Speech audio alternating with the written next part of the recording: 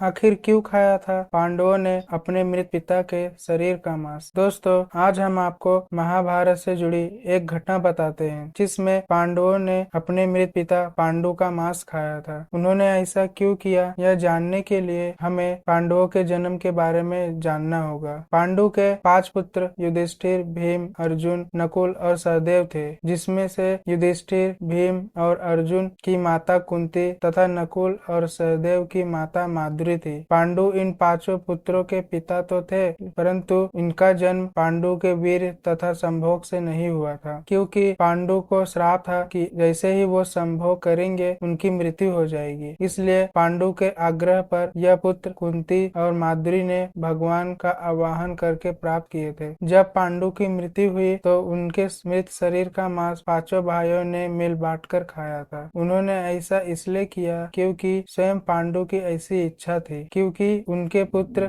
उनके वीर से पैदा नहीं हुए थे, इसलिए पांडु का ज्ञान और कौशल उनके पुत्रों में नहीं आ पाया था। इसलिए उन्होंने अपनी मृत्यु के पूर्व ऐसा वरदान मांगा था कि उनके बच्चे उनकी मृत्यु के पश्चात उनके शरीर का मांस मिल बांट कर खा ले, ताकि उनका ज्ञान उनके बच्चों में स्थानांतरित हो जाए। पांडवों द्वारा पिता का मांस खाने के संबंध में 2 मान्यताएं प्रचलित है। प्रथम मान्यता के अनुसार मांस तो 5 भाइयों ने खाया था, पर सबसे ज्यादा हिस्सा सहदेव ने खाया था, जबकि एक मान्यता के अनुसार सिर्फ सहदेव ने पिता की इच्छा का पालन करते हुए उनके मस्तिष्क के 3 हिस्से खाए। पहले टुकड़े को खाते ही सहदेव को इतिहास का ज्ञान हुआ, दूसरे टुकड़े को खाते ही वर्तमान का और तीसरे टुकड़े को खाते ही भविष्य का। यही कारण था कि सहदेव 5 भाइयों में सबसे अधिक ज्ञानी थे और इससे उन्हें भविष्य में होने वाली घटनाओं को देखने की शक्ति मिल गई थी। शास्त्रों के अनुसार श्री कृष्ण के अलावा एकमात्र शख्स सहदेव ही थे जिन्हें भविष्य में होने वाले महाभारत का संपूर्ण ज्ञान था। श्री कृष्ण को डर था कि कहीं सहदेव ये सारी बातें किसी को बता न दे, इसलिए श्री कृष्ण ने सहदेव को यह श्राप दिया कि अगर तुमने यह बात किसी को बताई तो तुम्हारी मृत्यु हो जाएगी।